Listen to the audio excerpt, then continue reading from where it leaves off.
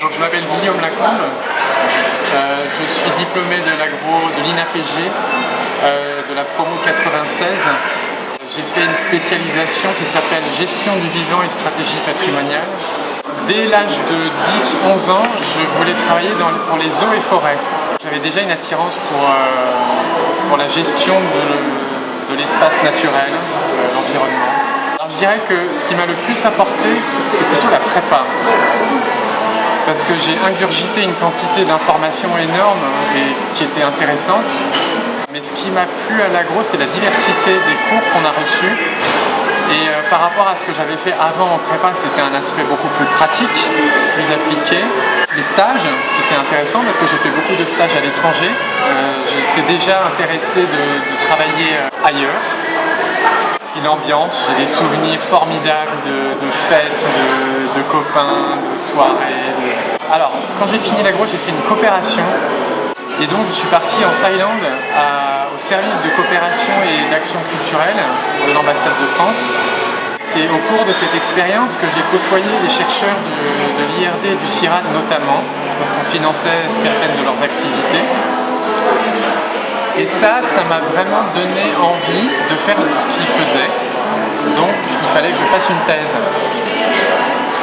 Et j'ai fait un DEA, donc maintenant ça s'appelle le master, parce que j'avais déjà l'équivalence académique pour faire une thèse avec le diplôme d'ingénieur, mais pas la bourse, donc j'ai fait un DEA pour avoir une bourse.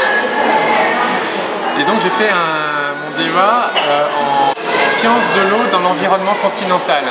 Et donc j'ai pu faire ma thèse avec l'IRD, et mon terrain d'études c'était la Tunisie centrale, où j'ai fait de l'hydrologie. Et on travaillait sur l'impact de petits aménagements anti-érosifs comme les lacs collinaires et les banquettes. C'est comme des petits talus qui suivent les courbes de niveau, qui freinent le ruissellement et qui favorisent l'infiltration pour limiter l'érosion.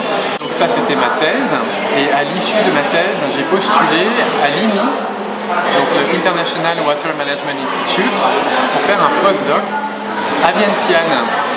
Et par hasard, il se trouve qu'à la fin de ma thèse, il y avait un poste qui se libérait ici, avec l'IMI. Alors, gestion de l'eau, en plus je pensais depuis longtemps à l'IMI. C'était l'un des rares instituts de recherche internationale qui travaille sur l'eau. Et je suis toujours là, 10 ans plus tard.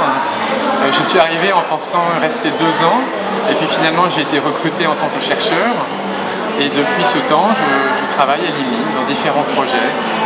Je fais de l'hydrologie à l'IMI, et particulièrement sur la quantification des ressources en eau, essentiellement pour l'agriculture, et comment cette ressource en eau est influencée dans ses variations par différents facteurs que sont le changement climatique, le changement d'usage des terres, les infrastructures comme les barrages hydroélectriques, il y en a beaucoup au Laos et dans le Mékong en général.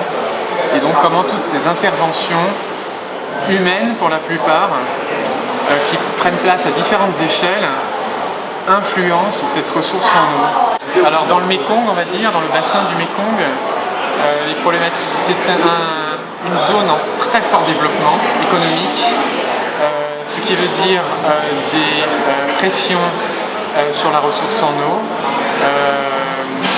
quantitativement une augmentation du besoin, de la demande en eau, mais également des pollutions, des problèmes de qualité de l'eau. Pour le développement en général, moi je pense que le gros problème mondial, global, c'est sur les écarts de niveau de vie entre les pauvres et les riches, le problème de sous-alimentation, aussi d'éducation. Et là, vraiment, je pense que l'effort qui doit être fait, il doit être fait par les pays eux-mêmes, par les gouvernements des pays. Et ça se résout en prenant le problème à la base, au niveau éducatif, mais aussi au niveau politique. Comment les pays sont dirigés, est-ce qu'on est dans une démocratie, dans une dictature? Tout ça, ça rentre en ligne de compte. Et je pense que c'est par là qu'il faut intervenir. Alors, un conseil, c'est de s'écouter soi-même, parce que quand on est étudiant, on peut avoir des des intérêts particuliers pour quelque chose qui ne sont pas forcément partagés dans le cercle des collègues. Vraiment savoir ce qu'on veut, se connaître, c'est pas toujours facile.